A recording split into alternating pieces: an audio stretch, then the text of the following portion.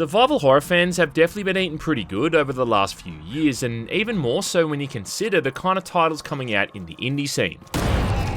With the recent release of Conscript and Crow Country being great examples of how developers can take a decades-old genre and somehow make it modern and appealing, but also still retaining all the elements that make it so popular to begin with. And now we got another one to add to that growing list with Hollowbody, developed by Headwear Games, a survival horror short story with a tech noir theme. Yeah, the best kind of noir. We're exploring a quarantined British city whilst being attacked by nasty looking aberrations. And if you are looking for a way to kill some time before the Silent Hill 2 remake drops next month and don't have your expectations set too high, well then Hollowbody's definitely going to fill that void. You sure you want to do this? Now the premise is that it's set in England at some point in the future after there's some kind of bioterrorism attack that's hit an economically struggling part of the country. As a result, all of the rich and well-off citizens are evacuated from the area and moved to this floating utopia in the middle of the ocean, while those who couldn't afford that were basically just kept in there and walled off. With the government's response to all of this just to really leave these people to fend for themselves and hope the whole thing goes away. So yeah, basically what had happened if a similar situation ever occurred in real life. It's true, but he shouldn't say it. Anyway, 60 years after the quarantine, you're playing as a character named Sasha who's working for some kind of cleanup crew on the outskirts of the city, only to then go mysteriously missing after she's attacked. It then changes perspective again to Sasha's friend Mika, who illegally heads back into the quarantine zone to try and find her. You got about 24 hours before the clearance gets flagged. Unluckily though, while heading into the area, her futuristic flying car crashes due to some kind of malfunction, and now she's basically stranded there with no means to escape. Shit. Having to both discover what happened to her friend, but also somehow find a way to get out of the city, all without being horribly murdered by the deformed, grotesque creatures that make up the city's inhabitants. Obviously the biggest influence here I'd probably say is the Silent Hill series, namely just that premise of having to play as someone going to this hostile and mysterious environment, mostly just to investigate the whereabouts of a loved one. But even a lot of these locations really feel like something ripped straight out of Silent Hill 2 and 3. You'll start off in the city streets at night, for instance, before then moving to an apartment building that's all run down and dilapidated. Before then accessing a second part of the building that's even less inviting. Later on you'll end up back on the streets with there being even more enemies to avoid, before then having to move through the sewers and then a subway station. All of which are environments that will seem very familiar to Silent Hill fans. All while picking up weapons and items where you'll even get that very familiar graphic of the objects spinning around in 3D. Visually the whole thing's very flat and monochrome, but having a really creative and stylish aesthetic as well, with a lot of the environments being overrun by this organic growth that's spread throughout the area. Just really seems to be trying to capture the feel of that PS2 era of survival horror, with a bit more image clarity and less pixelation than other titles like Crow Country for instance. You'll frequently come across the grisly remains of the city's former inhabitants, and the game's even nice enough to tell you how these people met their demise, which is a nice touch. Like seeing some poor asshole in the bathtub where it's become pretty obvious that the guy's been electrocuted. Oh yeah, and like, would it really be a survival horror throwback if it didn't include at least one bathtub draining related sequence? I'd like to think so! What I thought was some of the most unsettling imagery in the game was the point where you have to move through this abandoned church, and for some reason there's a bunch of corpses on all of these pews that have just had sheets draped on top of them. And I don't know, but the sight of all these dead bodies just nonchalantly propped up on these benches with blood-soaked sheets covering them just kinda gave me the ick.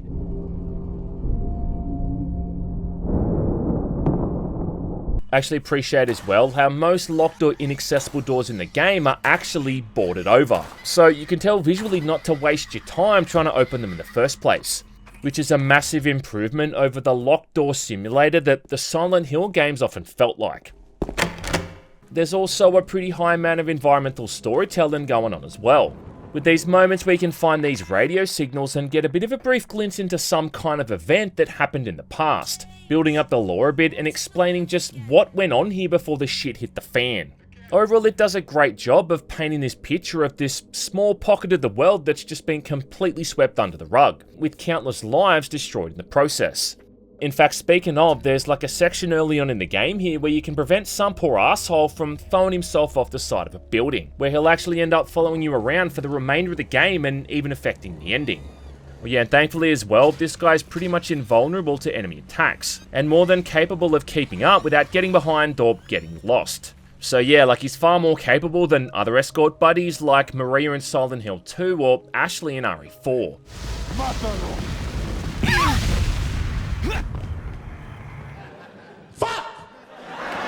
Overall though, I think I'd say that Hollowbody is more creepy and unsettling than it is outright scary. I mean, it has a few jump scares here and there, but it's not the kind of stuff that comes across as obnoxious. And the general ambience is more the kind of thing that tries to get under your skin and stay there as opposed to just ripping it right off. The sound design's lots of low frequency humming and groans, kind of noise your mum makes when she's ass up and face down in a pillow. So yeah, like in other words, pretty much how every single ambient music track in a survival horror game has sounded for the last couple of decades.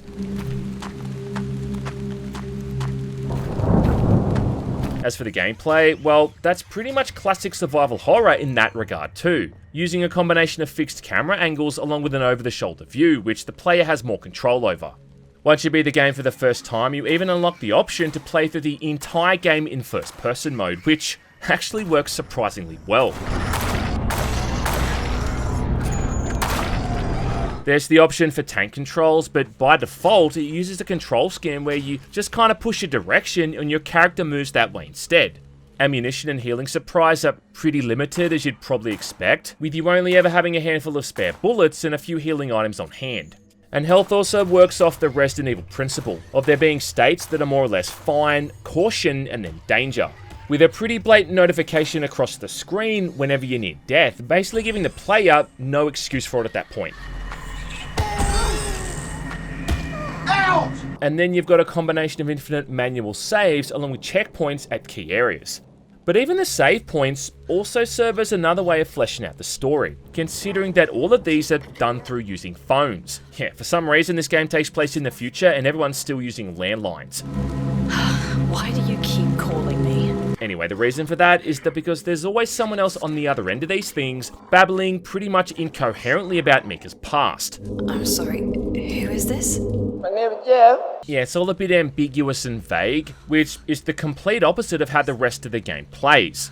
Considering the progression is mostly pretty linear, with it usually just being about picking up an item and then bringing that item back somewhere so you can access the next area. I mean, there's no safe rooms, item boxes, or any of that kind of stuff, and most of the time, the item itself you need is often in the same area you need to use it. I mean, it's not always entirely straightforward though, and you do still need to actually read the info for some of the stuff you pick up as well. Early on in the game, for instance, you find an old battery that you'd assume is supposed to be used as like a power source. But if you actually take the time to inspect the item, it tells you that battery's leaking acid. Real acid?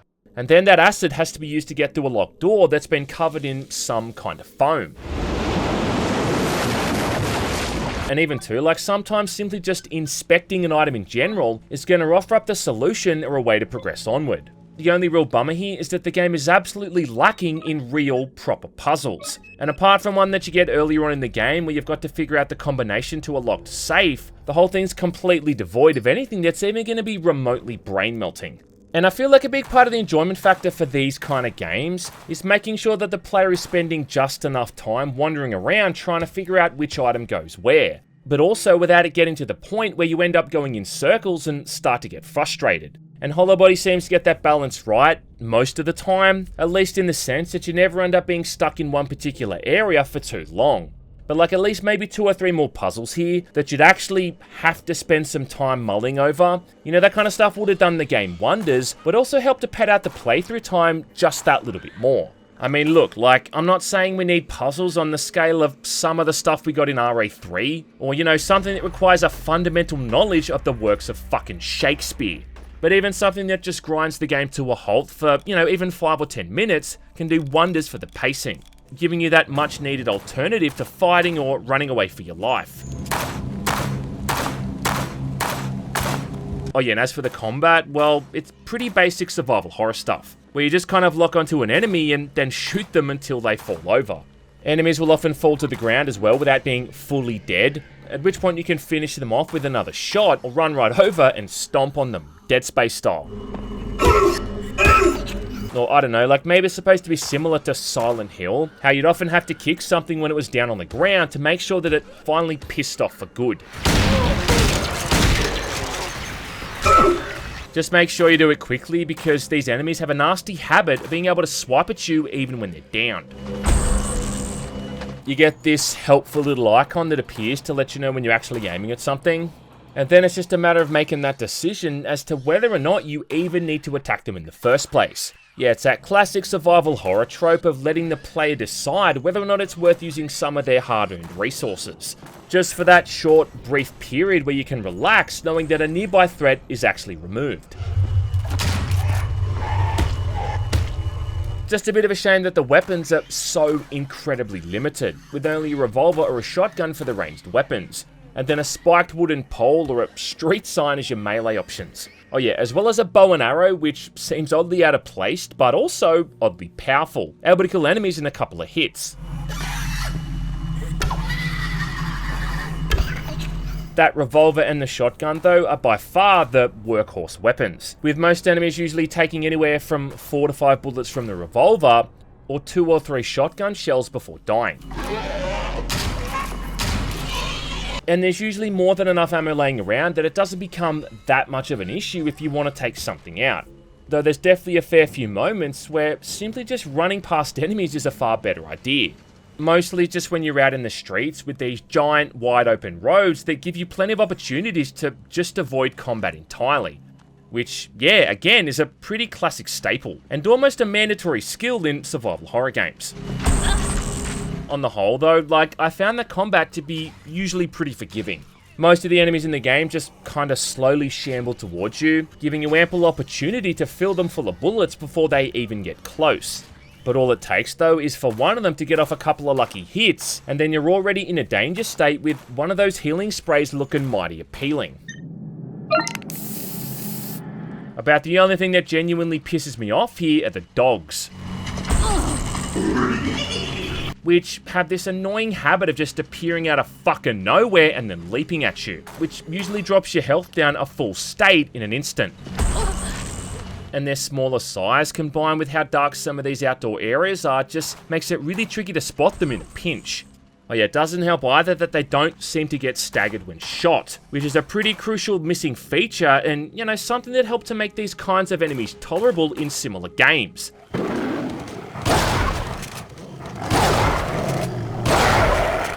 Part of me does kind of wonder as well if the combat is kind of crappy here on purpose. And I mean, like, the melee combat in particular is so bad that after doing it once or twice, I never even bothered for the rest of the game.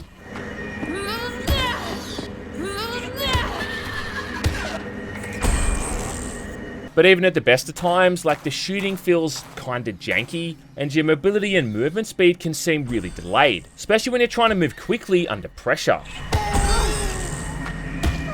It's actually one of the things I've always noticed about a lot of these indie games that are trying to be throwbacks to older survival horror titles. Like Conscript, for instance, did the same thing.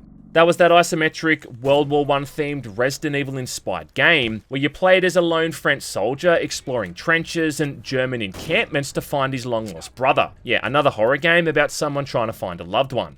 Anyway, my point is that again with that game, the shooting and movement controls were laboured and clunky on purpose, as if to make it so that an element of the horror and the tension comes from simply trying to grapple with a system that doesn't want to work in the player's favour. Similar as well with Crow Country. Again, like, don't get me wrong, a really cool and awesome throwback title, but yeah, like, not exactly having the smoothest shooting controls either. And look, like, I get it, the shooting in a lot of those older titles, like the old RE and Silent Hill games, you know, it was kinda subpar too. But then again, like, it's not like any of that was done on purpose. I mean, I highly doubt that Konami ever set out to make melee controls that felt bad by design.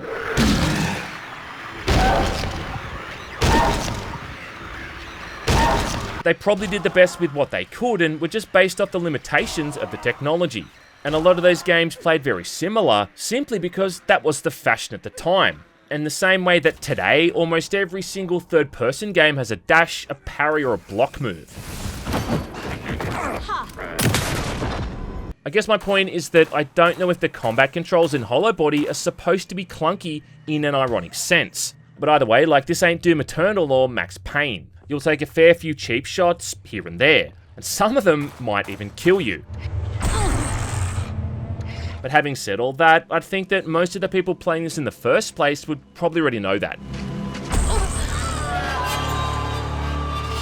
Apart from all of that subjective bitching though, overall Hollowbody was a pretty smooth experience from beginning to end, even though some of those puzzle elements did seem a bit basic. There are a few other things I did notice as well, like issues with the sound mixing. Oh, jeez. Really?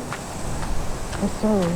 And there were times where the dialogue was so low compared to the music that if I didn't have the subtitles on, I wouldn't even be able to hear what anyone was saying. You're so close now. I can feel you. Do you ever give it up? What did he say? There's certain puzzles in the game as well that literally don't have solutions currently, that they've apparently put in there just to purposefully disorient the player. And yeah, like that might sound cool on paper, but if you don't know that it's happening, it can be kind of frustrating when the game is so muddled and forces you past the point of no return without any kind of explanation. I'm sorry. The final boss fight, if you can even call it that, is also kinda lacking. And again, like, yeah, survival horror games aren't really known for their stellar boss fights, but the strategy for this one was immediately apparent to me as soon as I entered the area, before the boss had even shown up. Shame. All up though, like, I don't think all of this is really worth complaining about, considering at the end of the day, the whole thing's really made by more or less one person. And that alone is kind of crazy. I mean, we're living in an age where people can spend hundreds of millions of dollars on a flaming dog turd like Concorde, and then one guy can make something like this, which is infinitely more appealing, on what I'd guess is a fraction of the budget. And while a first time playthrough is only going to probably take you anywhere from 4 to 5 hours, there's also the benefit here of a bit of replayability with the New Game Plus mode, along with a bunch of different unlockables. Oh yeah, and I would absolutely recommend doing a second playthrough. Not only because you can see what happens if you do or don't choose to save that jump happy bloke on the top of the apartment building, but because it's only after the first playthrough where you unlock the highest difficulty, which not only makes the combat more challenging, but includes the mechanic of having to burn corpses so the enemies don't reanimate. Yeah, where have I seen that before? Just really feels like the proper way to play the game, being much less forgiving, but also still fair if you know where you're going and can manage your resources. And even just being able to replay the whole thing in first person mode was enough of a reason for me to go back here and have another crack. Because like I said at the start of the video, it's really kind of crazy just how well the game works in this mode, considering that it's pretty obvious that the developers just thrown it in there as a bit of an afterthought. But if titles like Amnesia the Bunker, Resident Evil 7 and Alien Isolation have taught me anything, it's that survival horror truly does thrive in this perspective. I kind of hope they end up making a sequel as well. I mean, I'd really like to see where they can take this story from this point on. You could kind of look at this unnamed walled-off town as more or less this game's version of the Spencer Mansion, which means that there's absolutely potential there to see how the virus could spread to the nearby cities and wreak havoc. Especially because the story never really answers what has actually happened to begin with or who caused the whole thing. If it turned out that it was some kind of evil pharmaceutical company, then it would be absolutely on brand. And both endings really hint that there's more to come in that regard. So yeah, dog, all up, Hollowbody is a pretty easy recommendation. Is it going to reinvent the wheel, rub your toes, tickle your balls and keep you entertained for dozens of hours on end? Well, no, it's not. But it's still a mostly honed, well-crafted and effective love letter to the survival horror greats that we all know and love. And yet another one that's managed to do what apparently AAA devs can't. So yeah, go buy it. Bitch.